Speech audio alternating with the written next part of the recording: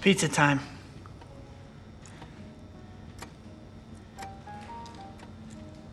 You're late. I'm not paying for those.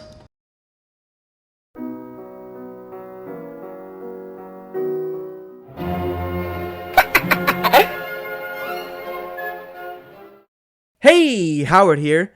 Have you ever sat down and watched something, played something, read something, anything like that, and after you were done, you just sat there thinking something along the lines of, what the fuck? Well, I have, and that something that I played was a little game called Funny Pizza Land. Now, based on the title and nothing else, you may think, what's the big deal? It sounds like a cutesy little game that's probably made for kids too young to even have thoughts. You're exaggerating. And you'd be right in thinking that until I showed you what the game looked like. Funny Pizza Land is a game that was made in 2002 by German game dev and artist Roman. At least I'm pretty sure this guy's German, since the language is in some of his works. As surprising as it may be, the guy who made this doesn't have a Wikipedia page. Now, in 2002, I was busy not being alive, so this game wasn't really a childhood experience for me. And thank God, could you imagine how messed up someone would be if they grew up with Funny Pizza Land? Jesus Christ. Roman describes this game as designed to be a playable painting. This is very in line with his way of thinking, as in an interview from 2016, he states, "I decided to develop my first game in 2002, but my roots are more classical, since I started my career as a painter. All my work is electronic art,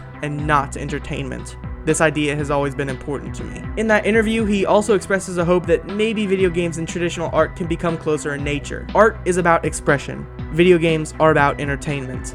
They can be about expression, but video games usually prioritize entertainment. Roman's thought process is perfectly exhibited in Funny Pizza Land. The game is art. It is not fun to play. There's nothing really entertaining about it. I'm not gonna go back to replay it anytime soon, but I'll definitely be thinking about it for a long, long time. Art is very subjective. Like, if people can classify this as art, I think Funny Pizza Land is definitely qualified. It's important to understand this line of thinking before going to play Funny Pizza Land for yourself, as if you go into this game thinking it's gonna be, well, a game, you're gonna be very confused. Anyway, that's enough exposition, let's get into it. Okay, one last thing actually, I stream sometimes right here on YouTube, so if you want to see any of those, you feel free to stop by. Also, I have a Discord server where you can, I don't know, worship me, I guess. Anyway, now the video can start.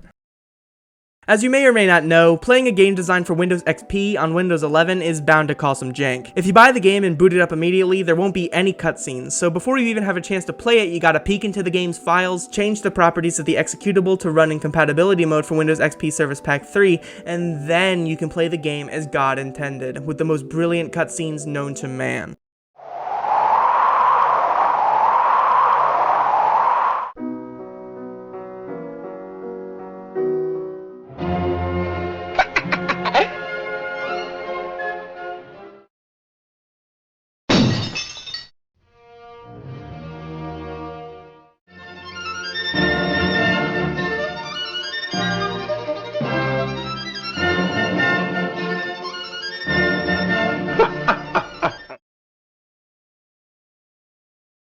This is Pedro, a pizza shop owner who finds himself a bit strapped for cash, so he goes in search of the global media monster to collect a large bounty of 100,000 euros. Also, he has hair in the splash screen, but not in the actual game for some reason. Kinda weird.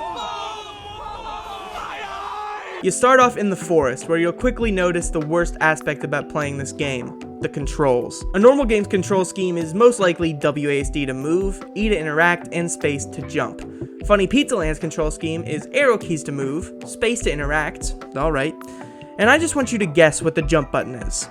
It's the fucking home button? I don't think I've ever even used this button before playing this game. The game also has tank controls, but that's not that big of a deal, as many older generation games released around the same time had this. The music is really weird in this game too. It gets louder depending on where you are, sometimes not even being audible if you're too far away from where the music plays.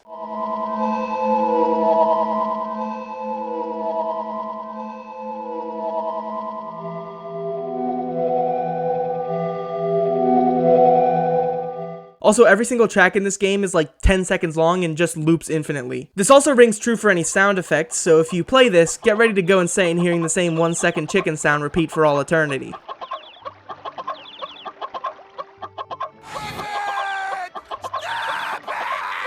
And the menu. my god, the menu. It's hard to read, and it doesn't even fit on the stupid pizza tray. And then there's possibly the worst map I've ever seen in a video game. Ever. Literally, what is this even showing me? Anyway, back to the game. Leaving the forest, you enter Pizzaland Town Square, where Pedro's place of business, Pedro's Pizzeria, in Comic Sans by the way, sits front and center. From here, you can either go south, west, or north. Going south, there's this weird white gatekeeper guy who really wants some glizzies. Entering glizzy overdrive.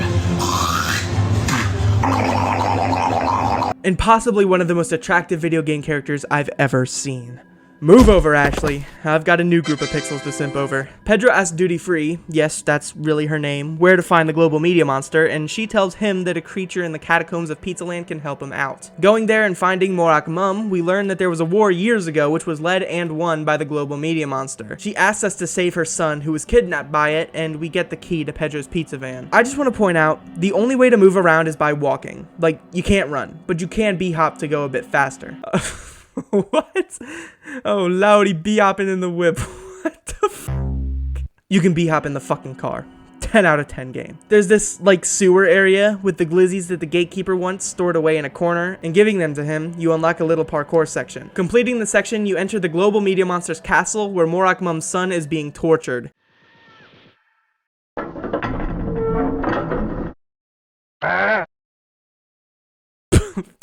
Okay. Okay, good cutscene, man.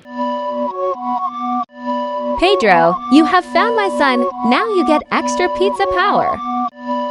Spencer, show our friend where you have seen the global media monster the last time. Good luck. And be careful. We're sent to a gated off forest with the biggest bop of the century, by the way. Finding the global media monster, Pedro uses his extra pizza power to defeat him.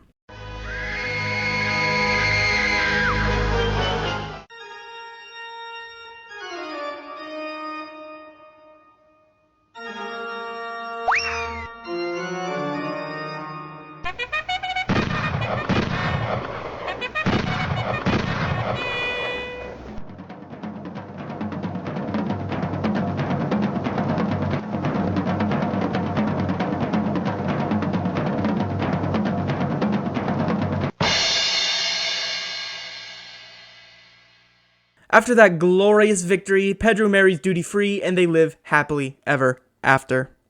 This game is so fucking bizarre. It literally gives me a headache anytime I think of it. The graphics are ugly, the characters are ugly, the game feels terrible to play. The story is pretty bare bones, just all around, my god! I don't even know how you think of a game like this, seriously. What kind of headspace do you have to be in? The game has a runtime of about 30 minutes with almost zero replay value and costs $7.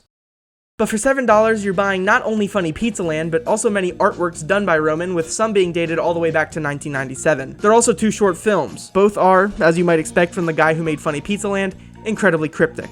Roman.1999.mp4 is incredibly strange and uses the models for Morak Mum and the Global Media Monster, and Hänsel und Gretel, which ends with literal SpongeBob music. Das ist schön. Jetzt springen wir ein bisschen durch die Gegend. Ja, mehr Spacken. Höher. Jetzt springen wir hoch. Noch höher. The Art by Roman folder really shows more of who Roman is. He's not just the guy who made Funny Pizzaland, he's a legitimate artist. His style can be strange at times, of course, but it's really something special. I can confidently say that I've never played a game as strange as this. I don't think there is or ever will be another game like Funny Pizzaland. Like, I don't think many people are gonna go out of their way to make games that are Funny Pizzaland core because its aesthetic is just too weird. I believe the message that the game's trying to get across is that modern media equals bad, given that the global media monster is literally a walking television, also just the name itself. I mean, look at it, man. It's not hard to understand. Read it. Read it. Read. And at the end of the game, the global media monster displays videos of someone being gored by a bull and a news reporter's head exploding, showing how television and media in general can easily spread harmful material. After Funny Pizzaland, Roman went silent in the video game department, spending his time working on other forms of art. He didn't make another game until 2011, Gubba Go's Adventure, which looks just as bizarre as Funny Pizzaland. And then, once again, silence. Back to working on his paintings. 20 years after Funny Pizzaland came Funny Pizzaland 2, a prequel to the original. You can barely find any information on this game. No walkthroughs, no playthroughs, nobody talks about it at all pretty much. This is because the second game completely drops all the atmosphere from the first. It looks so much better. and that's why no one cares. Everything from Funny Pizza Land was cleaned up. The visuals, polished. The music, not 5-second loops. The characters, not horrifying monster people. Well, mostly. Not to mention that it's just a completely different game. Funny Pizza Land 2 was a puzzle game. I don't like puzzle games because I'm stupid. I had to look up a walkthrough about halfway through because some of the solutions to the puzzles are just so dumb. Like, there's this one part where you have to mail a winning lottery ticket, but the mailbox won't take it until you put it inside a sandwich to make it taste better. I don't know. Now that I say that out loud, I don't know how I didn't think of it. It just feels boring. Like, it looks good, and Pedro has a visible taint, so what's not to like? It's just that when you follow up a game like Funny Pizza Land that built a reputation on its absurdity with a more polished experience that completely removes itself from the story of the first game, it's just, I don't know, I found it boring. But that's not to say that it's a bad game, because it's not. You play as Pedro, but not the Pedro from Funny Pizza Land 1, a very distant relative, Pedro Josue Vázquez de la Corte. This game takes place 400 years before the events of Funny Pizza Land 1 in the year 1632. The plot revolves around Pedro, the king's official cook, trying to make a new pizza, but his stove is dirty, so he needs to clean it. There's a guy living in a box, aptly named Box Guy, who will give Pedro a mop he has if Pedro gives him his new veggie pizza with Morak mushrooms. So you search all over the world to find this godforsaken mushroom, only for Box Guy to have it the whole time. Apparently, it's an evil mushroom that will let Box Guy hold ultimate power and destroy Pizza Land, and he was never gonna give you that mop. This is truly the villain of all time. Pedro puts some crushed peppers on the mushroom, which turns the potion from a spell that grants infinite power to a literal smoke demon that kills Box Guy, and then the game ends. There's this neat little detail at the end that I didn't even understand until like a day after finishing the game. Box Guy makes this noise whenever he moves around. And when talking to him when you meet him for the first time, he says, "You can stay in your drawer because we have a pizza home service." It's not a drawer. It was a gramophone. And then at the end, there's a gramophone in a museum, which, when you hover over it, plays the same noise as Box Guy. Neat little callback to what would have been a goofy throwaway line. It's a good game. It's not Funny Pizza Land. You'd think with a prequel, you'd have some type of explanation for the original game. Nope.